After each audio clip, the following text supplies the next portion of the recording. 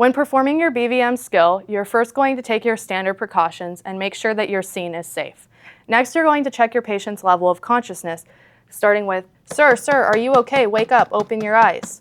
You will find that there is no response, so you're going to check your response to pain using a trap squeeze. You will find that your patient is unresponsive, so you're going to have your partner call ALS and get you an AED while you check your patient's pulse and breathing for at least 5 seconds, but no longer than 10. Checking at the carotid site. 1 1000, 2 1000, 3 1000, 4 1000, 5 1000, 6 1000. You will find that your patient is apneic or not breathing with a weak carotid pulse. You're then going to open the airway using a head tilt chin lift maneuver.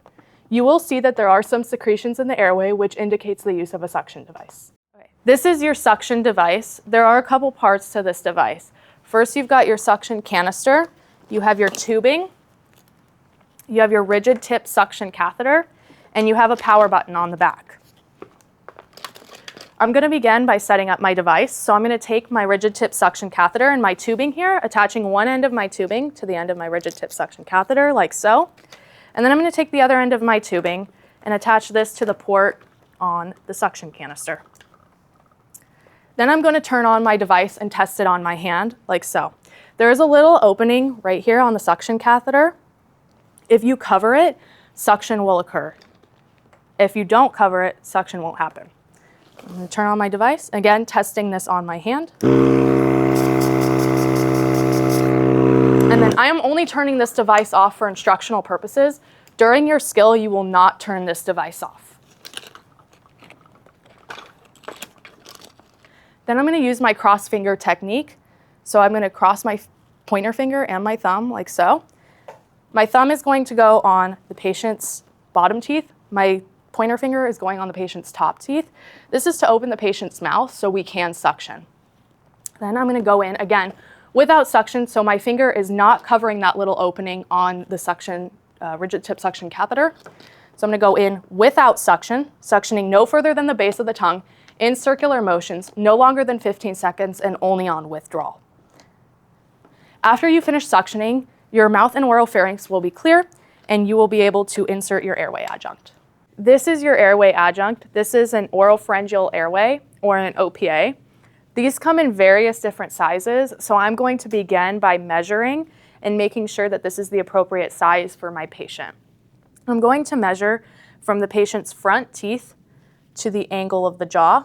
So I'm going to measure so this flange sits the front teeth, and this end sits at the angle of the jaw, measuring it as if it was sitting in the airway. And then I'm going to go ahead and insert it using my cross finger technique to open the mouth. I'm going to insert this upside down, rotating it 180 degrees when the hard palate becomes the soft palate. This flange should rest on the patient's teeth, not on the patient's lips, but however, for training purposes, it will rest on the mannequin's lips. Now that the OPA is in place, I'm going to grab my BVM and begin ventilating my patient with my BVM without oxygen. I am going to use my CE grip while I do this.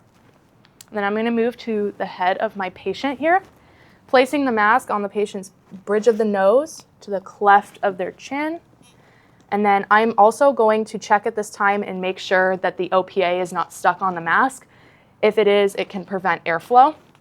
Then I'm going to use my head tilt chin lift, and I'm going to ventilate my patient, ventilating at a rate of 1 breath every 6 seconds for a period of 2 minutes, looking for equal and bilateral chest rise and fall as I do this, and making sure that I deliver 1 breath over 1 second. After 2 minutes have passed, I'm going to reassess my patient here.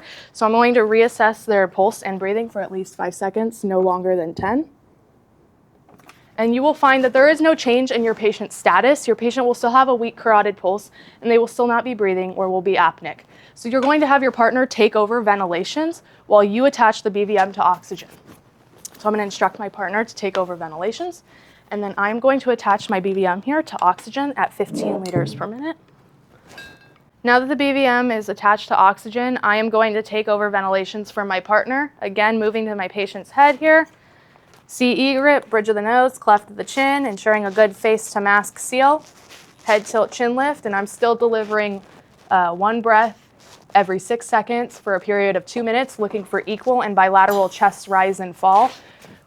Also, each breath is being delivered over 1 second. Your proctor will then ask you, how would you know if you're delivering appropriate volumes with each ventilation? The answer to this question would be that you're delivering 1 breath every 6 seconds or 10 to 12 breaths per minute, that you see equal and bilateral chest rise and fall, and that there is good compliance, which means that you feel the lungs stretching with each ventilation.